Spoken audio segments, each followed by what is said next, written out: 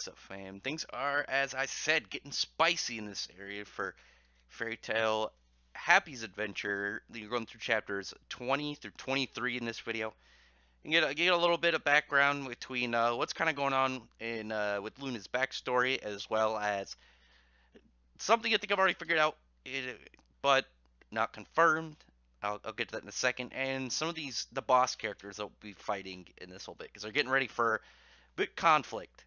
Because in Wild Town, there's kind of like four de facto leaders, but whoever holds the Ether Moon, the item that Luna had, is the one in charge, pretty much. It's just that kind of deciding piece. And now that he has it, she is head honcho of the whole place.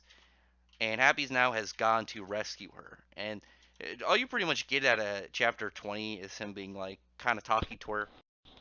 She tells him her whole backstory, like that was her. It was something her father gave her, but it's kind of broken up the fact that she doesn't have it anymore. And when she tries to tell Happy that that I was just kidding, and he's like, "No, I can tell you're lying this time. We're gonna get it for you. We're gonna get you out of here. We're gonna go get your item back, and we're gonna rescue everybody. And we're gonna bring my friend Chi back from. And yeah, I don't know. What do you? We're more or less probably where he's going for is make him less of an asshole, but she ends up tricking the guards out using her furry charm, and she ends up telling them exact who these people are. And from it, you get the Rhino, the wrestler, Tigray, the boss of the like pretty much the chick gang leader, and then one that's no one knows anything about. He's like wrapped in mystery. Apparently, he's like super battle crazy though. And then she ended up becoming a fourth kind of big boss character within recent years, and now he has been known as Speedster Chi, and he's the fastest of the group, and he's very dangerous. But what I was talking about is they talk about one that's like in mystery, and you get this, you get a foot tall panda that's like a shaggy panda named Mop, and obviously Mop on the fact that he looks like a mop. Ha ha. That's definitely a low key dad joke. I kind of like it, but at the same time that it's not funny, but funny at the same time. I like it, but I don't. But he, what I was talking about is, I think it's this guy. You have a panda, pretty impressive animal, just within the whole idea with this balance animal, the whole black and white. Where people have taken it instead of the fact that it's just a big kind of slow bear. And he goes up and has like this perverted old man thing, and Luna goes and like puts her hand on her ass, and she tries to kick him and like stomp him, but he's too fast, and he just kind of moves around it. And that's what I was talking about. Like you get them talking about this kind of mystery guy, and then this dude shows up who apparently is no one like no one knows why this guy would be relevant otherwise, but he's apparently so quick and so agile that they have to emphasize that, and that he says like no one's gonna be able to hit him right before you get to the animal bosses arriving in the I think what's Animar is the name of the town.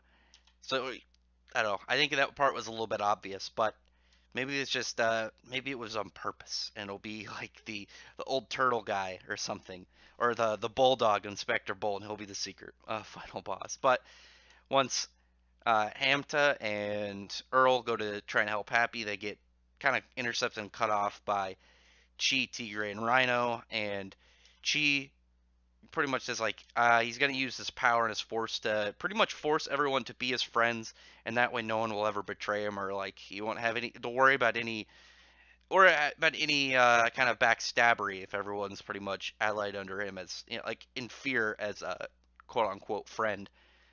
And then Hamta runs off to go inform everybody, but comes back to save Earl. He couldn't leave her there like that after he's done so many steps to try and improve himself as a person, become stronger as a person. So that was really nice on his part actually.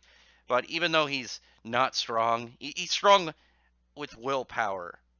Really is the only place he's strong, because you see like there's no way he's gonna win this fight. Even the Rhino guy, like I said, like they don't have magic, but this random Rhino guy, well, not random, he's apparently like a big deal in their world. Like smashes this boulder. It's probably like 10 feet tall, just with his horn. It's pretty impressive for just an animal. No like magical powers or anything to kind of give him do anything. It's just off raw strength. Pretty good with at least for characters in the fairy tale world, and especially like these animals, which I feel like they'd be. I feel like that like beginning of series Natsu would still kind of run through them. Like they're dangerous for Happy. They're not dangerous for like any real character out like that fights in the series. But obviously none of those characters are here right now. But whereas Earl runs off to go help him. She's trying to get there as fast as she can. Falls actually off like a big hill, like sprains her ankle and like shouts out for someone to help her. Whereas Inspector Bull, who somehow is always nearby whenever people are doing stuff, that's what I'm saying. Like maybe that's his thing. He has some all-knowing power with his dog nose. He just knows where stuff is. Maybe he can smell crime. He goes finds Earl. They go inform the town, and but right when it looks like they're gonna deliver like a killing blow to Hamta, the Tigre was just gonna put him down. Elf shows up.